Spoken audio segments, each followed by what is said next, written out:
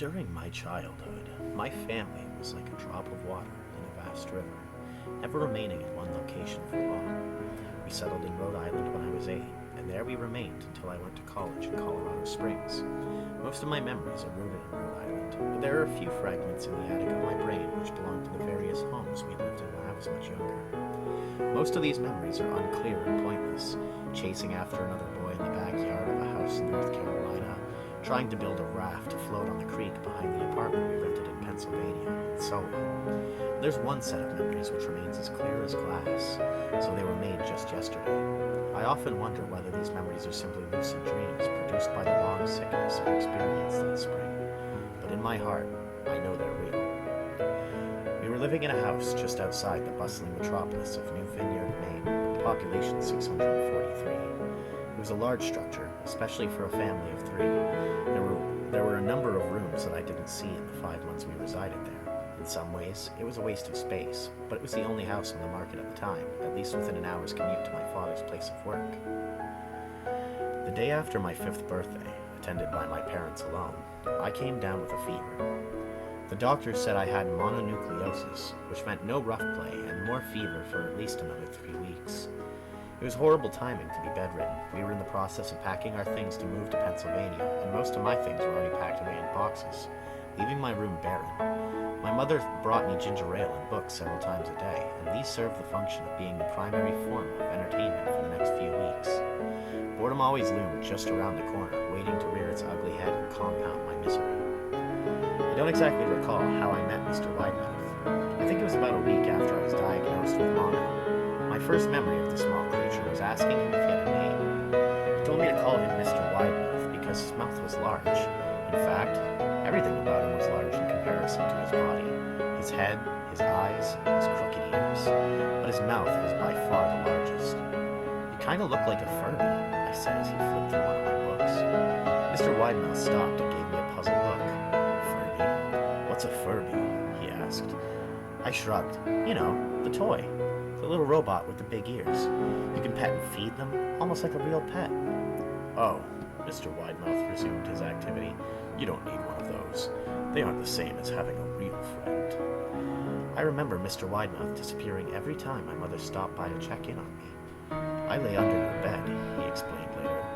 "I don't want your parents to see me because I'm afraid they won't let us play anymore." We didn't do much during those first few days. Mr. Widemouth just looked at my books, fascinated by the stories and pictures they contained. The 3rd or 4th morning after I met him, he greeted me with a large smile on his face. "I have a new game we can play," he said. "We have to wait until your mother comes to check on you, because she can't see us playing. It's a secret game."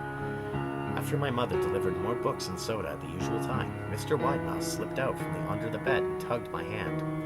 "We have to go to the room at the end of the hallway," he said. I objected at first, as my parents had forbidden me to leave without their permission, but Mr. Widemouth persisted until I gave in. The room in question had no furniture or wallpaper. Its only distinguishing feature was a window opposite the doorway. Mr. Widemouth darted across the room and gave the window a firm push, flinging it open. He then beckoned me to look at the ground below. We were on the 2nd story of the house, but it was on a hill, and from the angle the drop was further than 2 stories due to the incline. "I like to play pretend up here," Mr. Widemouth explained. "I pretend that there's a big, soft trampoline below this window, and if I jump...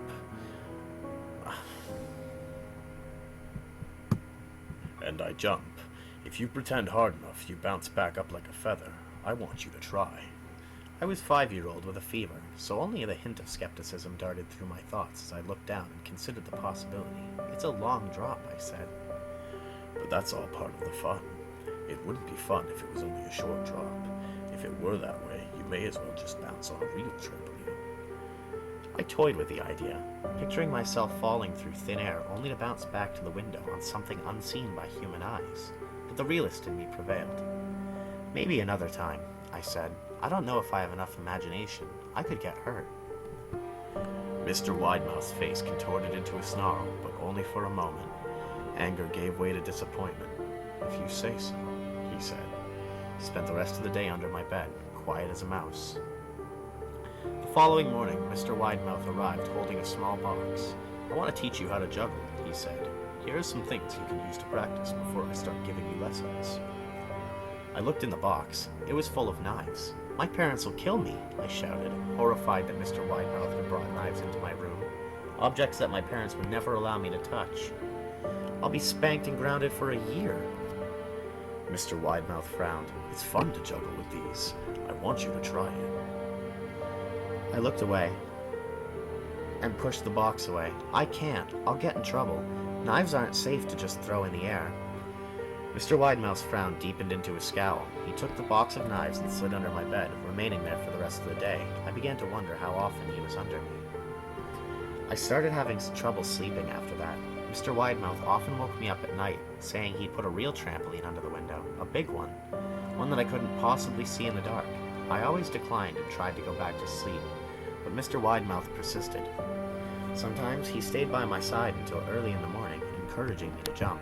He wasn't so fun to play with anymore. My mother came to me one morning and told me I had her permission to walk around outside.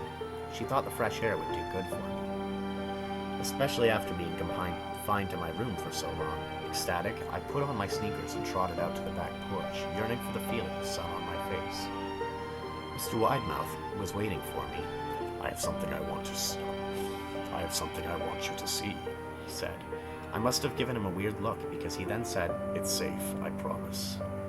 I followed him to the beginning of a deer trail which led through the woods behind my house. This is an important path, he explained. I have lots of friends about your age. When they were ready, I took them down this path to a special place. You aren't ready yet, but one day I hope to take you there. I returned to the house, wondering what kind of place lay beyond that trail.